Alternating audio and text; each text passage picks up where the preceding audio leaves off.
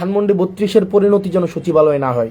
আমি এটা খুব করে চাইবো, মন থেকে চাইবো যে কোনো এক সময়, হয়তো এই বছর না হোক, 10 বছর পরে, 15 বছর পরে, 20 বছর পরে সচিবালয়ের পরিণতি যেন ধানমন্ডি 32-এর মতো না হয়, সচিবালয়ের পরিণতি যেন গণভবনের মতো না হয়। সুতরাং শিক্ষা গ্রহণ করুন, ধানমন্ডি 32 থেকে শিক্ষা গ্রহণ করুন, গণভবন থেকে শিক্ষা গ্রহণ করুন। আপনারা যদি মনে করে থাকেন, আপনারা যারা আমলা রয়েছেন, পুলিশ রয়েছেন, আপনারা দুর্দান্ত প্রতাপশালী, আপনাদের এই যে বেনজির পালাই যেতে বাধ্য হয়েছে, আপনার দুর্দণ্ড প্রতাপশালী, একদম যে পুরো বাংলাদেশকে মনে করতো যে এক কথায় তার কথাই চলে, আপনাদের ডিবি হারুন দেশ থেকে পালাইতে হয়েছে। আপনাদের এই মানুষগুলো কিন্তু আপনার দেশ থেকে পালাতে বাধ্য হয়েছে, কারণ তারা জনগণকে সাথে নিয়ে থাকেনি, তারা আওয়ামী লীগকে তারা তাদের কিবলা বানিয়েছে।